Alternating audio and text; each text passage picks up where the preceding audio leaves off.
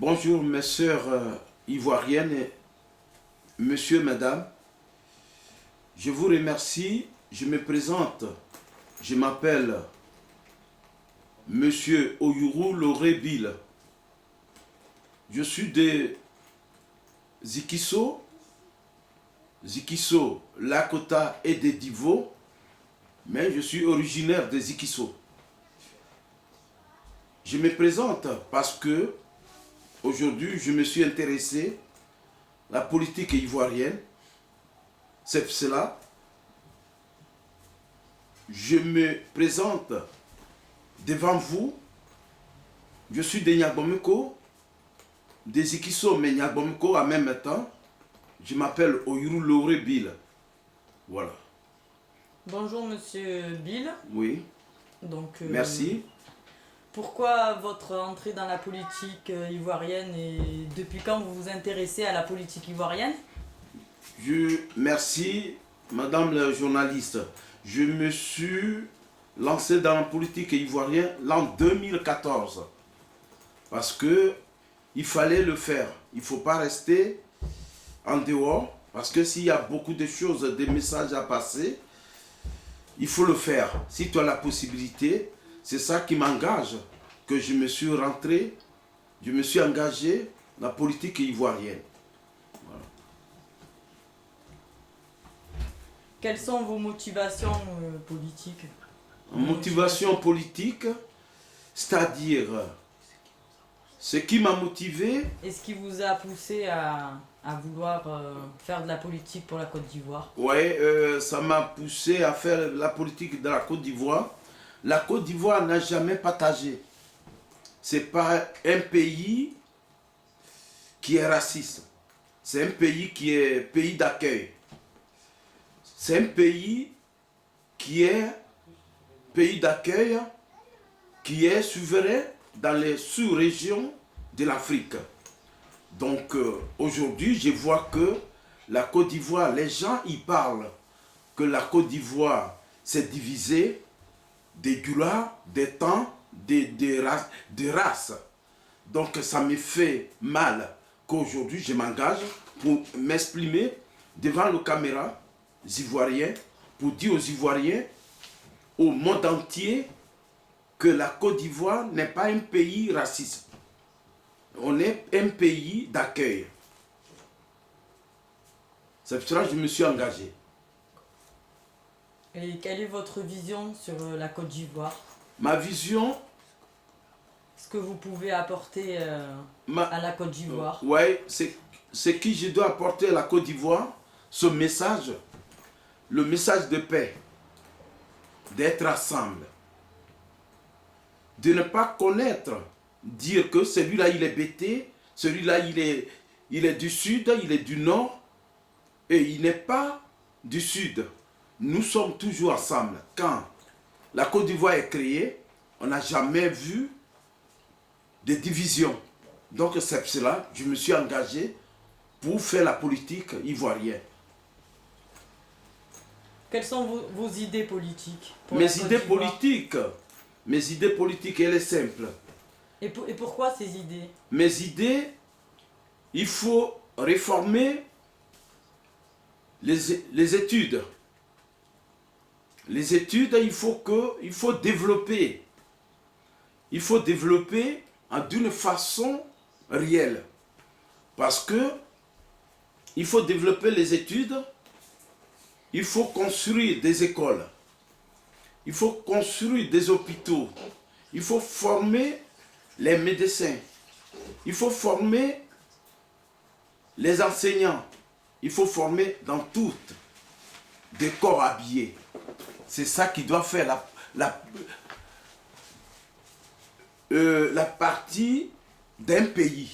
Le développement d'un pays, il faut que ça soit ces choses de politique, développer l'école et la santé et l'agriculture en même temps. Depuis 2014 ou bien avant vous vous intéressez à la Côte d'Ivoire? Depuis bien avant, mais je n'ai pas eu encore l'occasion Mais c'est 2014 que je me suis lancé pour me dire que j'ai des idées, je ne peux pas rester comme ça. Donc c'est pour cela que je me suis engagé, faire la politique, passer ce message aux Ivoiriens. Pour aider la Côte d'Ivoire. Pour aider la Côte d'Ivoire. Je vous remercie. Qu'est-ce que vous pensez et qu'est-ce que vous avez à dire de ce qui se passe dans votre pays en ce moment et de ce qui s'est passé auparavant? Voilà, ce qui s'est passé auparavant et maintenant, je déplore. Parce que c'était une solution qu'on pouvait s'asseoir pour résoudre son problème.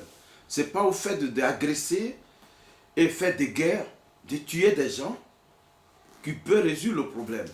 On devrait se unir sur la table pour parler.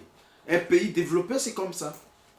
Donc, moi, je pense ce message que la Côte d'Ivoire, il faut qu'on s'assoie pour parler.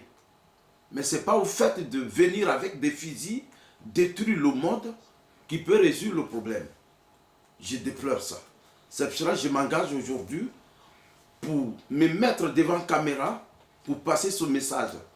Ce n'est pas au fait de faire la guerre qui peut résoudre le problème. Il faut parler.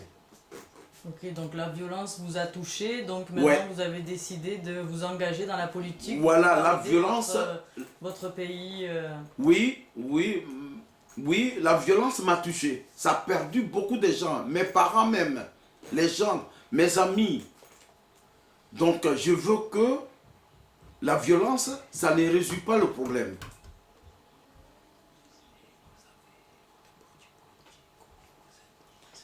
Et vous avez, tout seul, vous avez voulu vous lancer dans la politique ou vous avez été, on vous a aidé à vouloir vous engager dans la politique? Seul, vous avez eu ces idées? Seul, j'ai eu des idées, mais j'ai mon fils qui m'a aussi aidé. Et j'ai des amis qui m'ont aidé, mais surtout mon fils, il est en train de m'aider. Il m'a dit, papa, tu peux y aller, tu peux y arriver. Je ne le dis pas pour le moment, je ne dis pas son nom, mais il me dit, papa, tu peux y arriver. Donc, ça m'a donné le courage. Et bon, ben aujourd'hui, je me permets aujourd'hui de parler devant la caméra. Je ne savais même pas qu'il devrait m'envoyer une journaliste chez moi. Et puis elle est venue, elle me pose la question. C'est mon fils qui m'a fait des surprises. Donc, je ne savais pas que j'avais cette capacité. Mais les gens, ils me disaient tout le temps que j'avais cette capacité.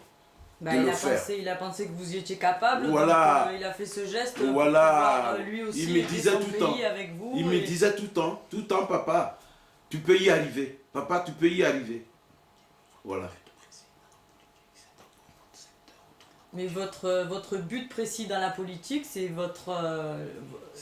votre secteur ou toute la Côte d'Ivoire? Toute la Côte d'Ivoire, mon message à toute la Côte d'Ivoire, et en même temps, dans mon secteur, dans mon tribu aussi. Il faut les rendre aussi. Et donc votre secteur en priorité, et après toute la Côte d'Ivoire. Voilà, aussi, dans mon secteur et puis toute la Côte d'Ivoire. Parce que ce message, je le passe à mes parents qui sont proches de moi. Et puis voilà, toute la Côte d'Ivoire après. Voilà. Tous les Ivoiriens. Tous les Ivoiriens et les Ivoiriennes. Est-ce que vous avez des gens qui vous soutiennent? Oui, je sais, oui, il y a des gens qui me soutiennent et qui me disent, mais pourquoi pas? Pas de votre famille, des gens de vos amis, des amis, des personnes dans la politique aussi, ou des gens de chez vous, de votre village? Des gens de chez moi, oui, mais comme je ne me suis pas encore lancé dans les politiques, je n'ai pas encore vu quelqu'un, mais des amis, des frères qui me disent, même en Europe, les gens me disent que tu es capable de faire quelque chose. Donc, quand mon fils me dit maintenant, papa, tu peux y arriver, ça me donne aussi encore plus. Ouais, vous vous sentez un peu plus confiant. Voilà, confiant, voilà. Voilà, il faut quelqu'un. D'accord. Voilà. Et vous pensez quoi de cette interview qu'on a ensemble là? Ouais, cette interview, ça me fait du bien. ça me fait du bien, ça me renforce aussi. Ça me donne aussi beaucoup d'idées. Ça me donne aussi beaucoup de force. Ça me donne beaucoup de pensées que j'avance. Voilà. Bon, ben là, on va arrêter là et on va vous dire bonne continuation à vous pour la Côte d'Ivoire et à la prochaine voilà. pour une autre interview entre nous. Et on vous dit bon courage à vous et bonne chance. Merci, je vous remercie, madame la journaliste. Je vous remercie. Ça me touche au cœur que mon fils me fait des gestes que je ne m'attendais pas. Je vous remercie et puis voilà. À bientôt. À bientôt. À très bientôt. Je dis à mes frères ivoiriens, ceux des Ikiso, je leur dis coucou, Ayaoka. Au revoir. Au revoir. Merci.